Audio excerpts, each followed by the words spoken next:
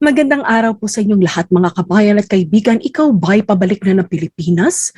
And you want to know the latest protocol regarding the pre-departure requirements?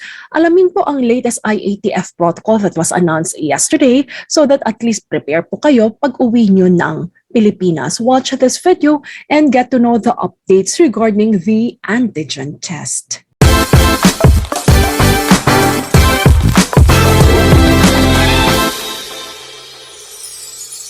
Magandang araw po sa inyong lahat mga kabayan. Ako po ang inyong Talk TV host na si Jamey Iris and welcome to Jamey Iris Talk TV kung saan we discuss about the latest travel protocols, mga travel updates, gayon din po mga current events and other inspiring at mga nakakatulong pong video sa inyo.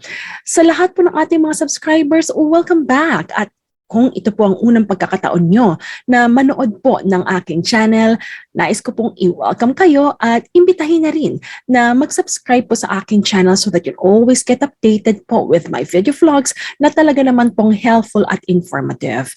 For today's episode, we will be focusing on the latest IATF protocol that was announced last night. So, rapid antigen test for entry requirements in the Philippines. So, what's the latest update or masasabi nating clarifications? Plus, alamin din natin ano po ba yung mga bagong bansa na nakasama na meron na pong reciprocal arrangement ang Pilipinas and they now can accept.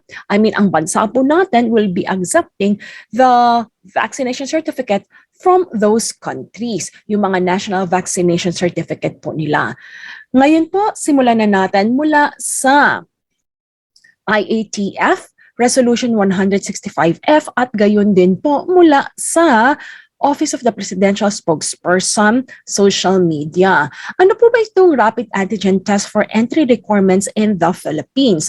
Kung atin pong matatandaan, sa Pilipinas po bago tayo makabalik, all the international travelers, whether a Filipino, an OFW or non-OFW, and of course the foreigners, all of you are required regardless of the type of port of entry that you will be entering in the Philippines from. Example, it could be an airport or a seaport. You are required to take a negative RT-PCR test taken within 48 hours before your flight, okay, from the country of origin.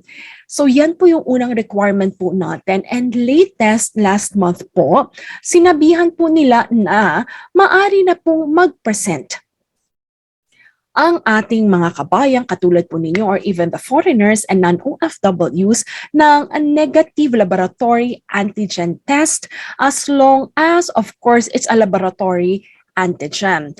Now, there could be a possibility at naririnig natin sa ilan pong mga travelers natin dahil po sa ibang bansa, when you say antigen, meron po kasing iba't ibang klase ng antigen in terms of yung nire-require ng bansa natin is laboratory antigen, which is actually administered in a clinic or by a healthcare professional, and they will issue you yung tinatawag po natin na certification kung kayo ay negative or ano man po ang resulta nito. Now, for IATF resolution number 165, it's similar pa rin naman po. So you still have to present the negative RT-PCR test taken within 48 hours before your flight, but at this time, mas nilinaw na po nila. Hindi lang nila nilagay na kailangan nyo mag-present ang negative RT-PCR test taken within 48 hours before your flight, but also they mentioned you should be presenting a negative rapid antigen test administered and certified by a healthcare professional within 24 hours before your flight from the port of origin. So yan po yung kumpletong detalye natin. So ano po bang halaga nito? Para maiwasan din po yung confusion. So ngayon po,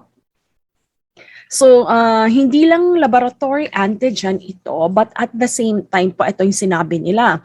Ang IATF, they are now using rapid antigen, they are now allowing the use of the rapid antigen test performed by healthcare professional as entry requirement for travelers. So please take note of that, performed by healthcare professionals as entry requirement for travelers. So hindi po applicable dito kung meron kayong nabili or meron pinamimigay dyan sa bansa where you are na mga free home antigen or rapid antigen kit, or kapag kayo nasa Europe, you call it actually lateral flow kit.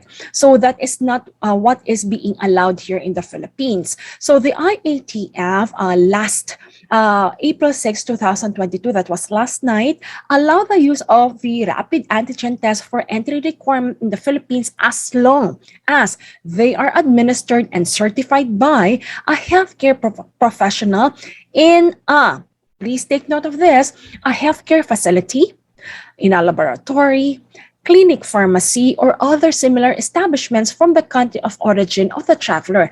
And please take note, you will be issued a certification of your result from the antigen. So that is what our country is looking for. So I'll just repeat, the home rapid antigen that you can buy, for example, from online shopping, or if ever sometimes some of the government of some countries are giving it for free and you can do it at home. That's not what is allowed here in the Philippines, but what is allowed are those administered and certified by healthcare professional in these facilities mentioned earlier.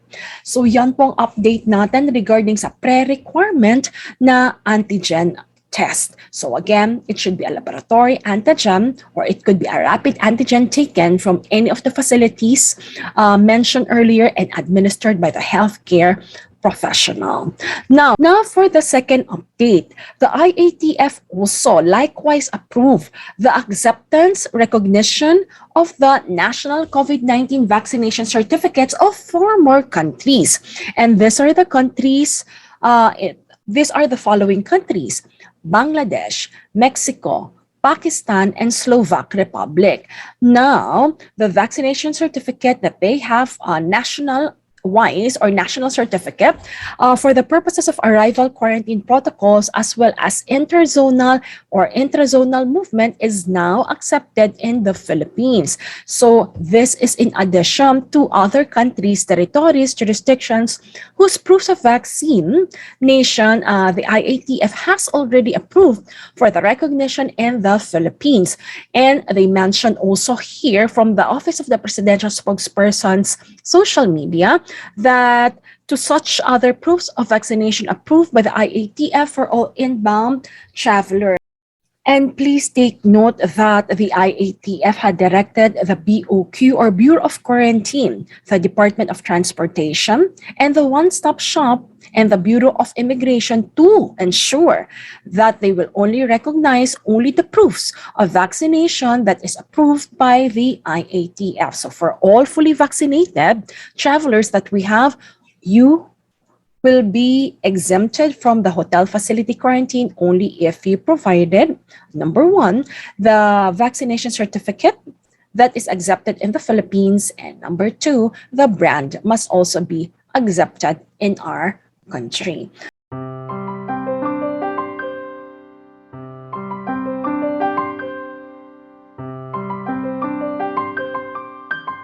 So with that, everyone, let us know, let us talk about this. Are you one of the travelers who actually, kumbaga, dumating na po kayo sa Pilipinas at ang antigen po ang inyong ginamit the last few days or laboratory antigen? How was it? How was your journey? So that at least for those kabayan natin na nagpaplano na gusto nilang gumamit ng rapid antigen test, they will also know what they can actually consider or the best place also in the country where you are actually from na kayo po ay nagpa-antigen na laboratory antigen pauwi ng Pilipinas, so that at least we can help our fellow kabayan. So with that, mga kabayan, muli, ako ang inyong Talk TV show host. Ako po si Jamey Iris at nais ko pong malaman if you find this video helpful and informative, please click like, and I'm inviting you to subscribe to my channel. So once again, mga kabayan, I'll see you in my next video. Laging pagkatandaan, saan man po kayo dako ng mundo, taas na upo tayo. Tayo'y mga Filipino. See you in my next video. God bless and have a pleasant flight, everyone.